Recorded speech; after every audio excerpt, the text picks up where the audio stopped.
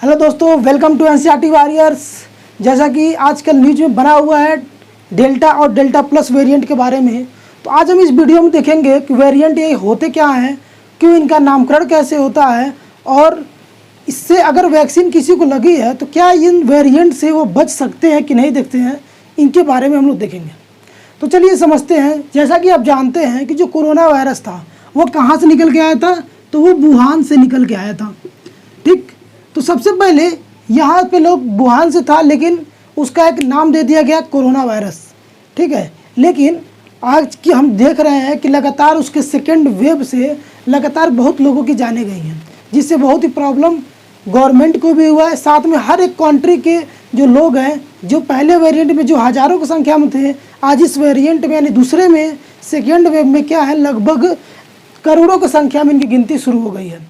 ठीक है, तो आज हम इसमें देखेंगे कि आखिर में वेरिएंट का मतलब क्या होता है। जैसा कि आप जानते हैं कि हम म्यूटेशन करते हैं। म्यूटेशन का मतलब क्या होता है, जो वायरस होते हैं वो अपने आप को चेंज करते रहते हैं। ठीक है, यानी कई टाइप्स के हो जाते हैं। जैसे मान लीजिए कि ये वायरस है और ये अपने आप को म्यूटेट कर दिया, दो बने। तो ये ज़रूरी नहीं है कि ये जो किसी से जी बना था उसमें अंदर घुल जाए। जैसे मान लीजिए सपोज दैट, जैसे मान लीजिए होता क्या है कि जो माँ बाप हैं और उनके बच्चे हैं, तो ऐसा नहीं होता है कि माँ बाप के एकदम टोटल गुण ही उनके बच्चे में आ जाए।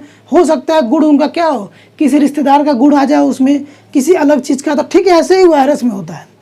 क्या होता है कि उसमें भी इसी तरह की कंडीशन देखे गए हैं कि जो इतनी बड़ी इनकी लगातार जब ये अपना जनरेशन टू जनरेशन लगातार जब म्यूटेट करते हैं, तो आफ्टर म्यूटेशन इसमें ये देखा गया है कि इनमें कई तरह के वैरायटीज़ मिल जाती हैं। इन वैरायटी की वजह से होता क्या है कि ये लगातार उसमें कुछ ना, किसी में थोड़ा सा गुड़, किसी में ज़्यादा गुड़, यानी इस तरह से हम देखेंगे कि कई सारे वैरायटी यहाँ पर देखने को मिल जाती है। अब आप पूछेंगे सर इन वैरायटी को जाना कैसे जाता है, तो आप जानते हैं कि इनके अंदर क्या होते हैं, जीन होते हैं। जीन को हमारे जो वैज्ञानिक है, साइंटिफिक लोग हैं, उन्होंने क्या किया, उसको बहुत अच्छे से पढ़ते हैं और पढ़ने के बाद उसको ज़्यादा से ज़्यादा काउंट करके फिर उसका नामकरण करते हैं।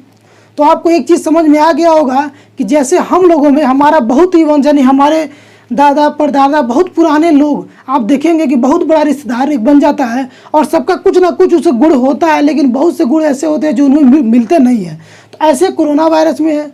ये कोरोना आया था, लेकिन उसके साथ इतना ज़्यादा वो म्यूटेट किया कि उसके बहुत सारे ऐसे रिश्तेदार बने, मतलब कि बहुत सारे ऐसे उसके टाइप्स बने, और हर टाइप में एक अलग अलग चीज़ देखा गया।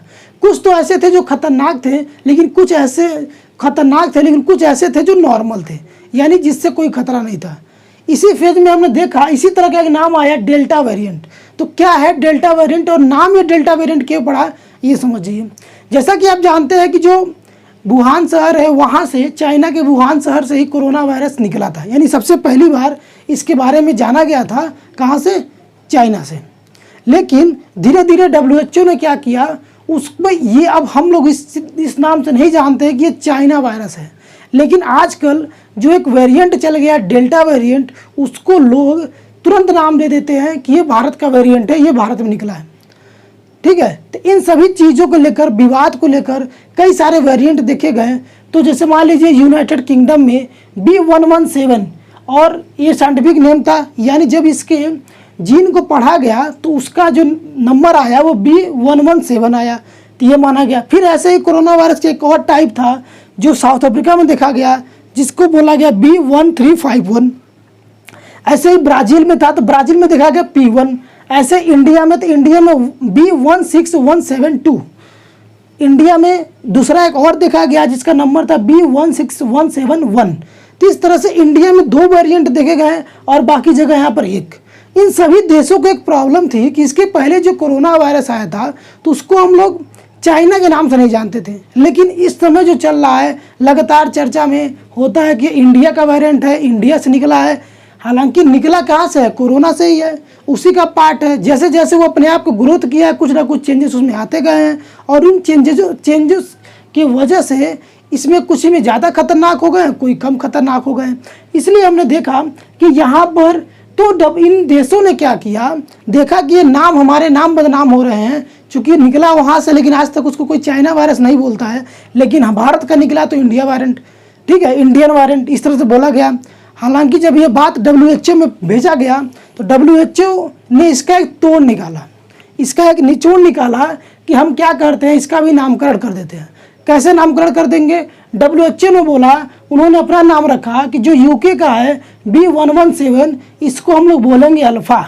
इसको क्या बोलेंगे? अल्फ़ा बोलेंगे, अल्फ़ा वर्जन। फिर साउथ अफ्रीका वाले को क्या बोलेंगे? Beta version. ऐसे ही ब्राज़ील वाले को बोलेंगे गामा वर्जन। और जो इंडिया में जो मिला है उसको हम लोग बोलेंगे डेल्टा। उसको क्या बोलेंगे? डेल्टा वर्जन बोलेंगे। ठीक। और एक और इंडिया में जिसको पाया गया जिसको हम कप्पा बोलते हैं। ठीक है। तो इस तरह से WHO ने नामकरण कर दिया, जिसके वजह से आज इसी का इन लोगों में ये तो ज़्यादा नॉर्मल है, ज़्यादा प्रॉब्लम नहीं करता, ये भी ज़्यादा प्रॉब्लम नहीं, लेकिन ये जो वर्जन है इंडिया का ये ज़्यादा खतरनाक। जैसे मैंने बताया कि इनमें कुछ ऐसे होते हैं जो नॉर्मल होते हैं, लेकिन कुछ ऐसे होते हैं जो बहुत ही खतरनाक होते हैं। यहाँ तक हम कह सकते हैं कि उन पर कोई भी वैक्सीन भी काम नहीं करती है। तो आने वाला जो थर्ड वेव है, हो सकता है कि इसी की वजह से वो बहुत खतरनाक होने वाला है। क्योंकि अभी जो सेकेंड वेव चला है उसमें डेल्टा वर्जन ही था, जिसमें लाखों लोगों की मौत हुई, लेकिन धीरे धीरे ये देखा गया कि बहुत भयानक रूप ले लिया। हालांकि जैसा कि आप पहले भी ग्राफ देखे होंगे कि सितंबर में ये वायरस शुरू होता है, सितंबर में जाकर आते आते फिर रुक जाता है, और फिर नवंबर जनवरी 3 महीने का गैपिंग होती है, 3 मंथ की, और सितंबर से शुरू होता है। और फिर क्या होता है, मार्च से, यानी मार्च जब मंथ आता है तो मार्च से इंक्रीज करता है और जुलाई लास्ट जाते जाते ख़त्म हो जाता है। ये तो फर्स्ट वेव था, ये सेकेंड वेव हो गया। लेकिन अब जो थर्ड वेव जो चलने वाला है, ठीक है, अब ये चांस माना जा रहा है कि हालांकि 3 महीना पर ये रिपीट करता है, यानी ये भी क्या करेगा, 3 महीने पर रिपीट करेगा। इसका मतलब है कि अक्टूबर नवंबर में दोबारा से इसका थर्ड वेव आने के पूरा चांस है। आगे समझ में? तो इस तरह से एक अनुमान लगाया गया हमारे वैज्ञानिकों के द्वारा।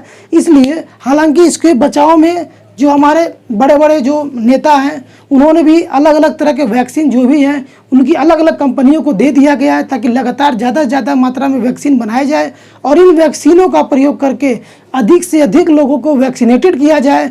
ज़्यादा से ज़्यादा वैक्सीनेशन प्रोसेस होने से वजह से, और हमारे देश के यानी हमारे गवर्नमेंट का एक बोला भी गया है कि कम से कम 70 करोड़ लोगों को क्या हो जाएगा, नवंबर तक वैक्सीनेशन कर दिया जाएगा। जिससे ये होगा कि कुछ हद तक लोगों को वैक्सीनेशन से काफ़ी राहत मिलेगी, लोग बीमार कम होंगे और इससे लोगों की जान बची रहेगी। ठीक है, ये तो हो गई यहाँ की बात। लेकिन एक चीज़ और देखा गया कि डेल्टा तो आया ही, लेकिन एक डेल्टा प्लस वर्जन आ गया। अब डेल्टा प्लस क्या है? अब देखिए इस डेल्टा वाले में भी कुछ चेंजेस आए हैं। उसने भी म्यूटेशन किया, 1 से 2, 2 से 4, 4 से 6 बनाते गया, और उसमें भी एक वैरायटी ऐसा आ गया जो काफ़ी खतरनाक है, जिसे डेल्टा प्लस वर्जन बोलते हैं। ठीक, ये इतना खतरनाक है, इसमें माना जा रहा है कि इसमें वैक्सीन भी काम नहीं कर रही है। लेकिन ये गवर्नमेंट के द्वारा सुझाव है कि जितने भी लोग वैक्सीन नहीं लगवाएं वो पूरे वैक्सीन को लगवा लें, दोनों डोज पूरा कर लें। जो कोवैक्सीन है, कोविशील्ड है, स्पुतनिक है, तीनों में से किसी को लगवा लें, और जो उसका साइकिल है यानी जो सेकेंड डोज है उसको भी पूरा कर लें। इससे ये होगा कम से कम 70 से 90% जो क्या है सिक्योरिटी है ना हमारी बॉडी की, वो हो जाएगी, जिससे हम लोग बचे रहेंगे। इसलिए गवर्नमेंट का ये मानना है कि लगभग नवंबर तक 90 करोड़ जनसंख्या, 70 से 80 करोड़ जनसंख्या को इस तरह से कर दिया जाए, ताकि इस थर्ड वेव से बचा जा सके। तो आपको ये पता चल गया कि थर्ड वेव कब के चांस है, और अलग अलग जो म्यूटेंट कैसे बनाए जाते हैं, कैसे नामकरण हुआ, ये पता चल गया, और वेरिएंट क्या होते हैं कि ये भी पता चल गया। तो इस तरह से इन सभी चीज़ों के बारे में आपको अच्छे से जानकारी मिल गई। इनको आप अच्छे से इनको नोट कर लीजिए, ठीक है, क्योंकि ये सब जो है वो कभी कभी ना कभी क्वेश्चन में आ जाते हैं कि डेल्टा वर्जन क्या होता है, कैसे नामकरण होता है। तो इसके बारे में आपको अच्छे से नॉलेज हो जाएगी।